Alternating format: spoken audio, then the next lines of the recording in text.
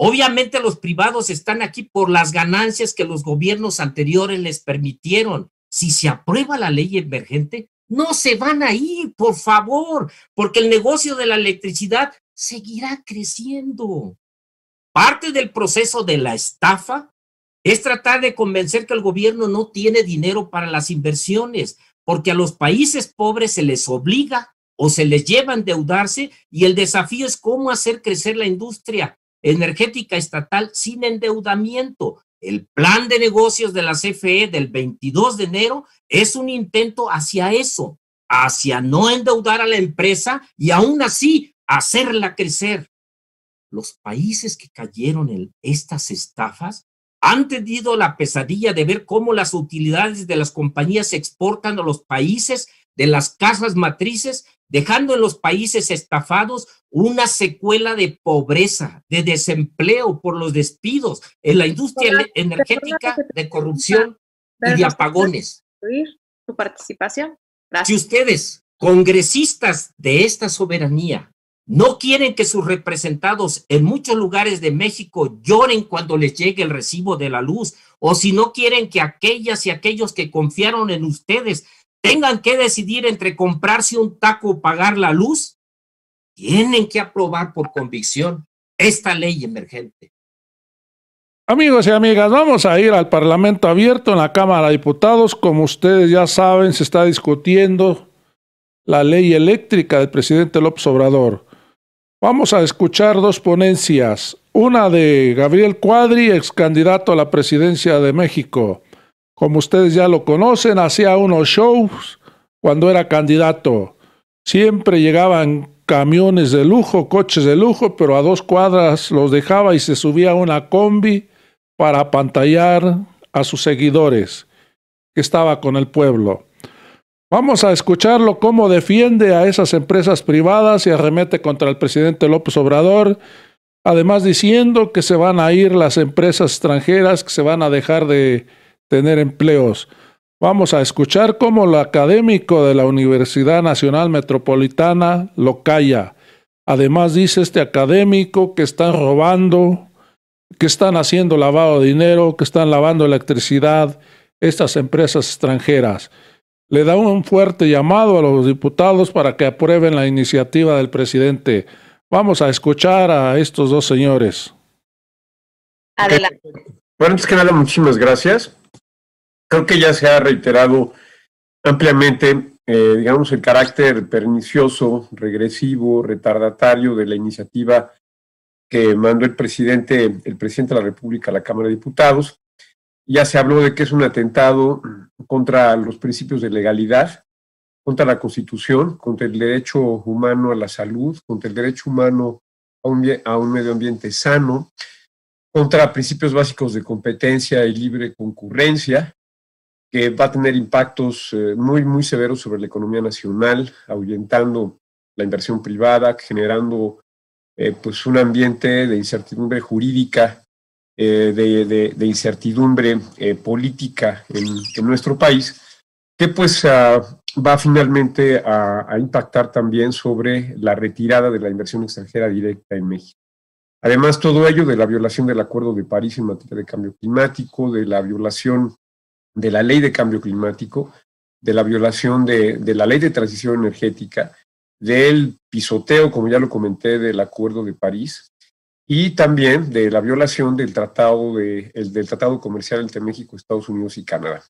Y todo esto pues se va a repercutir en grandes costos económicos, en la pérdida de decenas de miles de empleos y desde luego en demandas, amparos, controversias, paneles en contra del gobierno mexicano por la violación pues de los términos, como yo lo comentaba, del tratado comercial entre México, Estados Unidos y Canadá, y probablemente sanciones comerciales y aranceles por ajuste de carbono que impondría el gobierno de Joe Biden en Estados Unidos, que ya lo tiene previsto en su plan verde, en donde él plantea pues, el establecer ese tipo de aranceles compensatorios a los países que no cumplan con el Acuerdo de París o que no tengan digamos que compromisos suficientemente ambiciosos en línea con lo que la ciencia pide para, digamos, evitar que el planeta sufra consecuencias catastróficas por la acumulación de gases de efecto invernadero, por el calentamiento global o el cambio climático en el planeta. Ahora, todo esto también, bueno, conlleva que como yo comentaba, que se viole la propia ley en México, que establece la ley de cambio climático y de transición energética, las dos leyes, establece que para el 2024 México deberá estar produciendo el 35% de su electricidad con fuentes limpias, lo cual forma parte también del Acuerdo de París. Ahora hay que decir, entre paréntesis, que la violación flagrante en que está incurriendo el gobierno con respecto al Acuerdo de París también es una violación de la Constitución, porque como sabemos el artículo 133 constitucional establece que todos los acuerdos internacionales ratificados por el Senado son parte de la ley, son ley suprema de la nación. Entonces estamos ante una iniciativa que no tiene ninguna lógica o ninguna racionalidad pública, que obedece más bien pues a un capricho, que obedece a un fundamentalismo ideológico, tal vez incluso a ignorancia, incompetencia o ineptitud, y a un afán pues de volver a un pasado ya inalcanzable, a las energías del siglo XIX inclusive, ¿no? Supongo que ya se habló aquí ampliamente del contenido de esta iniciativa, de la violación de los términos o de los principios económicos del despacho, de la cancelación, digamos, de las subastas de energía limpia, de la perversión del mercado de certificados de energía limpia. También supongo que se habló de la incertidumbre que va a generar el que se puedan revisar y cancelar los contratos con productores independientes de energía, los proyectos de autoabastecimiento y todas estas cosas que, bueno, son un atropello pues inimaginable en contra de la inversión privada, de la certidumbre, de la competencia, de la concurrencia, de la sustentabilidad, de la eficiencia y de la transición energética en nuestro país. Entonces, para terminar, antes de que se me agote el tiempo, simplemente reiterar que esta iniciativa, además de ser una aberración económica, energética, social, financiera, es una aberración de salud pública, un atentado directo en contra del artículo 4 constitucional que establece el derecho a un medio ambiente sano y el derecho a la salud, y pues ojalá, bueno, evidentemente eso no va a pasar, la va a aprobar la Cámara de Diputados, pero ya esperaremos que la Suprema Corte de Justicia la rechace, tal como rechazó los acuerdos anteriores de CEMER. Muchas gracias. Muchas gracias por su participación. Y vamos a concluir con la última participación, que es de Nicolás Domínguez, académico de la Universidad Autónoma de México. Tiene el uso de la palabra hasta por 10 minutos. Muchas gracias. Muchas gracias. Muy buenas tardes. Nicolás Domínguez de la Universidad Autónoma Metropolitana Azcapotzalco. Es un honor y un placer estar con ustedes. La reforma energética de Peña Nieto se hizo para que los privados pudieran llevarse parte de las ganancias de proveer productos y servicios en el sector energético de México. Así de simple. Se destruyó el sistema energético nacional que teníamos antes de la reforma. A la CFE se le mandató que se fracturara en varias empresas hasta contablemente. Algo increíble, dado que la experiencia internacional es que las empresas integradas en el sector energético son más redituables. Al cederles a los privados parte de los negocios de la CFE, el sistema energético nacional se volvió más complejo y más caro de planear, de controlar y de fiar. Y de esto último se encarga el Estado. Debido a esto, la CFE les financia con 90,000 millones de pesos cada año y el país pierde 412,000 millones de pesos, como lo dijeron ayer directivos de la CFE. Nada más por el esquema de autoabastecimiento, la CFE ha perdido 22,500 millones de pesos en los últimos 3 años, debido a que esas compañías privadas venden la electricidad a otras compañías. Eso no es más que lavado de electricidad, no es más que lavado de megawatts. Ese fraude se quiere evitar con la ley emergente. La electricidad es indispensable en nuestra vida y no tenemos más opción que usarla. ¿Quién de ustedes, a ver, alguno de ustedes que haya decidido no usar electricidad el día de hoy? Ninguno. No tenían opción. La tenían que usar. La están usando al conectarse a Zoom.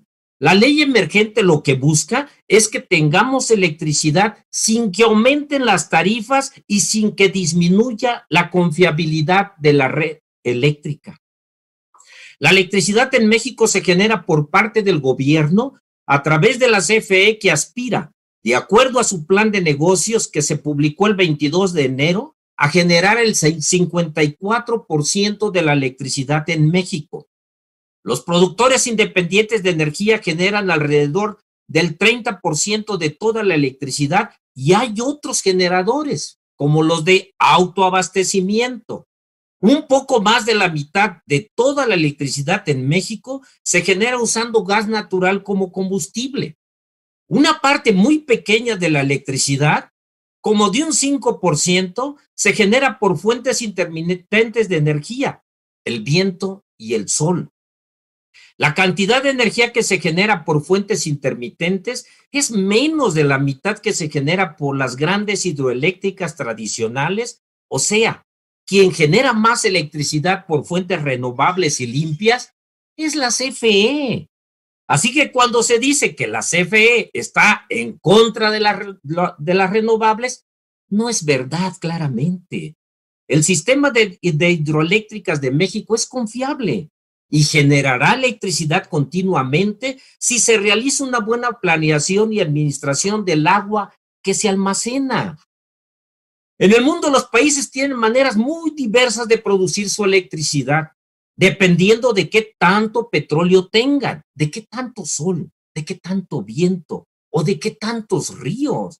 Por eso es que los países tienen diferentes rutas en su transición energética y no es solamente usando el sol y el viento. Algunos tienen una gran componente de energía nuclear.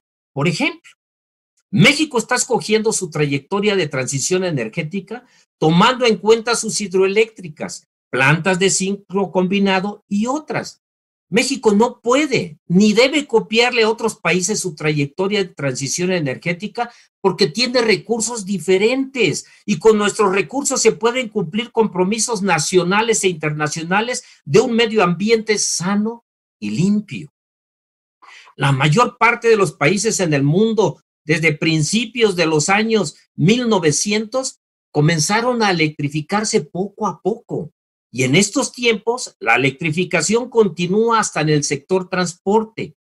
Hasta los automóviles y los tractocamiones se van a electrificar en gran medida en los próximos años. La electricidad es un gran negocio. Muchos países comenzaron a tener electricidad contratando energías privadas y después, como México, nacionalizaron su electricidad. Pero ¿qué pasó? Las empresas privadas, ayudadas por el Banco Mundial, el Fondo Monetario Internacional, el gobierno de Estados Unidos, bancos de desarrollo y otras organizaciones presionaron para que los gobiernos vendieran sus compañías de electricidad a ellas. A ellos, a eso le llamaron y todavía le llaman ser modernos. Comenzaron por desprestigiar a las compañías de los estados, publicando que las compañías privadas generaban una electricidad más barata que la electricidad producida por las compañías del Estado, como ya está pasando en México, como lo estamos escuchando ahorita con muchos ponentes que fueron funcionarios de los gobiernos anteriores o que se beneficiaron precisamente de esta reforma de Peña Nieto. La estafa, porque fue una estafa, fue un engaño, ha sido un engaño. La llevaron a cabo los privados en varias partes del mundo, como la fraudulenta compañía Enron. No sé si se acuerdan de Enron. El esquema de estafa comenzó al forzar a los gobiernos a aceptar productores independientes de energía. Eso ya pasó en México. Paso número 2, desmembrar sus industrias, forzar a que sus compañías de electricidad se separen en partes de generación, de transmisión, de distribución, de suministro y comercialización. Esto es lo que ya se logró a través de la reforma energética. Difundieron el cuento de que los precios de la electricidad eran bajos porque se abría la competencia, porque al haber muchas compañías compitiendo, el consumidor escogía a la compañía que daba los precios más bajos y entonces las compañías tratarían de reducir sus precios de generación y otros. Nada de esto fue cierto en muchos países. Tampoco lo es en México, por el aumento del 35% en el precio del kilowatt hora del año 2015 al 2017. Fíjense, ¿quiénes han caído en la estafa en el pasado? El estado de California en Estados Unidos, por favor. Fíjense lo que subió California, por eso vino su gobernador y en la Cámara de Senadores les dijo en 2014, cuidado, porque si no tienen cuidado, se los van a comer vivos. Y eso es lo que está pasando justo ahorita. Cayó en esa estafa el estado de California en Estados Unidos, India y Brasil, entre muchos otros. Claro, también México. Ahora como se comprueba precisamente en lo que estamos viviendo ahorita y en estos desfalcos que están causando pues muchas pérdidas a la CFE y al país. Fíjense, en México, del año 2002 al año 2010, los gobiernos al impulsar a los productores independientes de energía decían que bajaría el precio de la luz porque no usarían mucho combustóleo, sino gas natural, porque decían que el combustóleo era muy caro. Ni siquiera eso fue cierto. Lo que ustedes pueden comprobar en las perspectivas del sector eléctrico 2013-2027 es que en esos años la producción de electricidad por combustóleo bajó de 37 a 18% y la producción de electricidad por gas natural aumentó de 29 a 50%. Y el millón de BTUs de gas natural bajó de 9 a $4, pero el precio de la electricidad aumentó en 50%. Y ese cuento, otra vez lo estamos escuchando, es que el combustible es muy caro. Por favor, fíjense en lo que ustedes mismos, funcionarios de los gobiernos anteriores, han escrito y está publicado. No nos engañen, por favor. Los privados no hicieron que el precio del kilowatt disminuyera.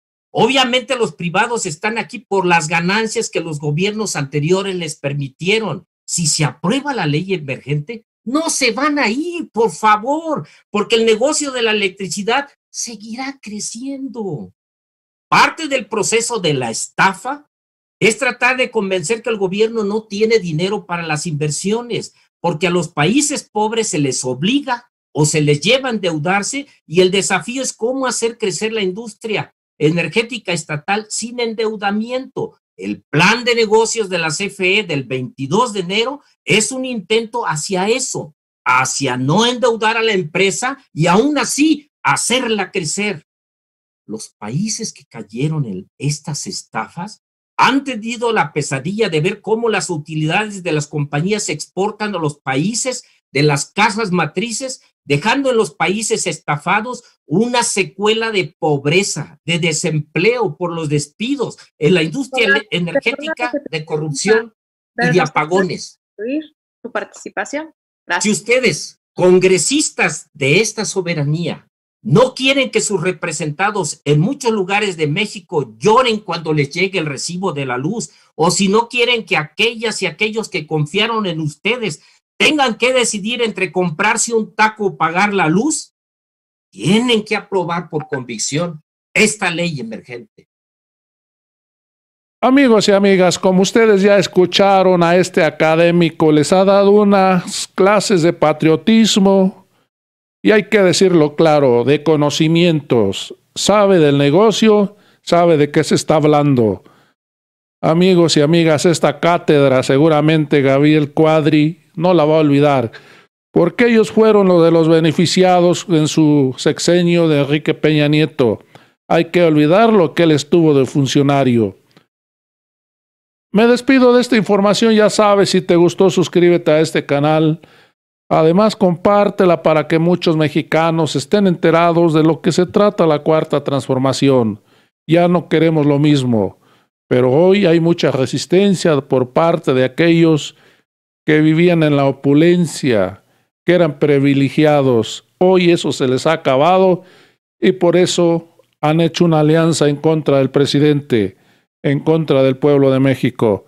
Me despido de esta información y nos vemos en el próximo video.